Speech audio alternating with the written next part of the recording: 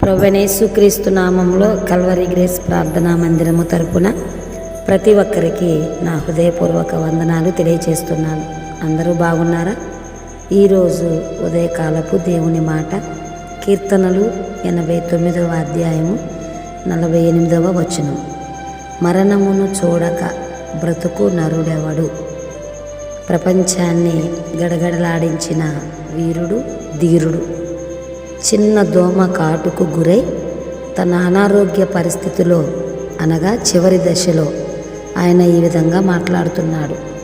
నేను చనిపోబోతున్నాను, కానీ నేను చనిపోయాక నా చేతులు సమాధి పెట్టెలో నుండి బయటకు పెట్టండి.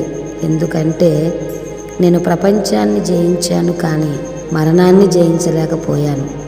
ఒట్టి చేతులతో వచ్చాను, ఒట్టి చేతులతోనే వెళ్ళిపోతున్నాను అని కన్ను మూసిన ఆ వ్యక్తే అలెగ్జాండర్. ఎంత బలం, ధనం, అందం ఉన్నా ఏదో ఒక రోజు మానవుడు తప్పక ఈ భూమిని విడిచిపెట్టి వెళ్ళిపోవలసిందే. మట్టి నుండి తీయబడిన మానవుడు మరలా తిరిగి మట్టిలో చేరవలసిందే. భూమి మీద ఉన్న ప్రతి మానవుడు కూటికి లేనివాడైనా, కోటీశ్వరుడైనా, లక్షాధికారి అయినా, భిక్షాధికారి అయినా మరణం తప్పదు. మరణాన్ని ఎవ్వరూ తప్పించుకోలేరు. అంతఃపురంలో అల్లారు ముద్దుగా తన కొడుకును పెంచుకుంటున్నారు తల్లిదండ్రులు. తన కుమారుడికి బయట ప్రపంచమే తెలియకూడదు అని అనుకున్నారు. కానీ ఒకరోజు అతను బయటికి వెళ్ళినప్పుడు నలుగురు వ్యక్తులు ఒక శవాన్ని మోసుకుని వెళ్ళడం చూశాడు. అడిగాడు, తెలుసుకున్నాడు.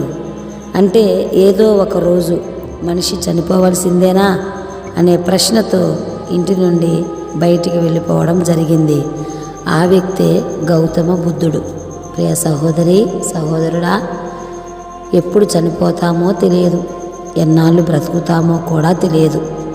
ప్రతి వస్తువుకు గ్యారంటీ ఉంది, కానీ గ్యారంటీ లేని జీవితం మానవుని జీవితం.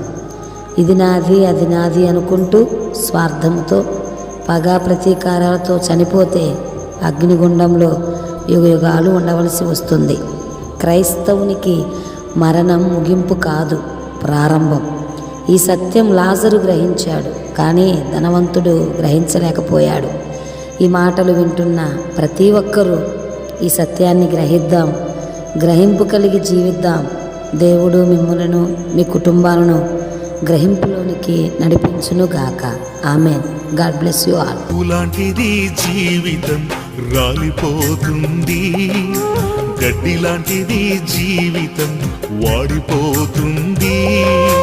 పూలాంటిది జీవితం రాలిపోతుంది, గడ్డి లాంటిది జీవితం వాడిపోతుంది.